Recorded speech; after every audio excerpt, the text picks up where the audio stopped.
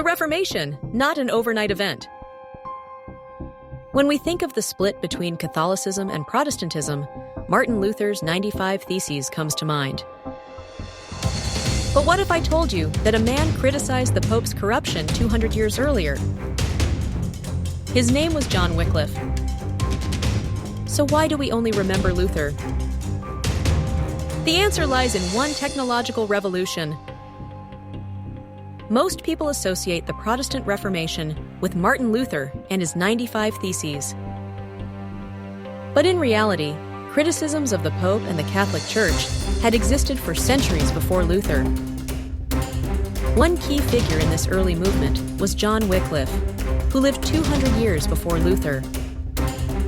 In the mid-14th century, English theologian John Wycliffe was already condemning corruption in the Catholic Church.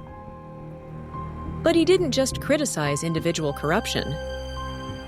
He challenged core doctrines such as the worship of relics and saints, the belief that bread and wine in the Eucharist physically transformed into the body and blood of Christ. Wycliffe's reasoning was simple. If it's not in the Bible, it shouldn't be part of church doctrine. Wycliffe's ideas were radical, yet he remains a lesser-known figure. Why?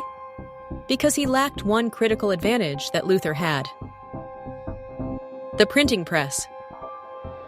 During Wycliffe's time, books were copied by hand, making it difficult to spread new ideas. However, in the 15th century, Johannes Gutenberg invented the movable type printing press. This innovation allowed ideas to spread rapidly across Europe. And one man knew exactly how to use it: Martin Luther.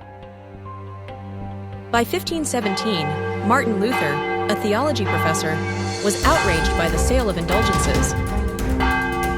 The Archbishop Albrecht of Brandenburg had made a deal with Pope Leo X, selling indulgences in exchange for money.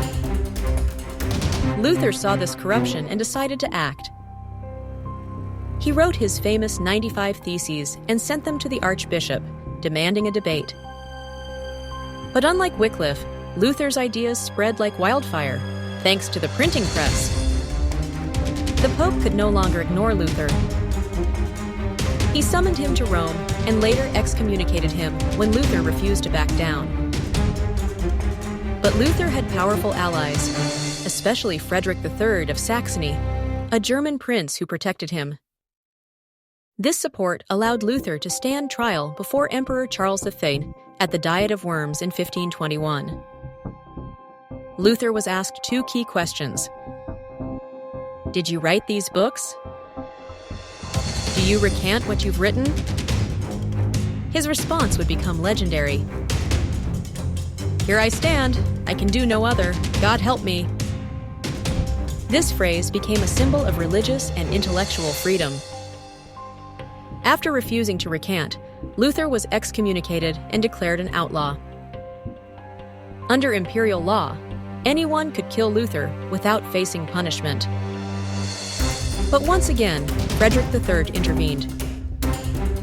He staged Luther's kidnapping and hid him in Wartburg Castle, where Luther spent his time translating the Bible into German. This Bible translation, printed and distributed widely, ignited the Reformation across Europe. Wycliffe paved the way, but Luther succeeded because of technology. Without the printing press, Luther might have been forgotten, just like Wycliffe. A belief can change the world, but it needs a way to spread. The Protestant Reformation was not a sudden event, but a movement that had been building for centuries. And even today, history continues in the same way. If you enjoyed this video, don't forget to like, subscribe, and leave a comment. Your support helps us bring more great content your way.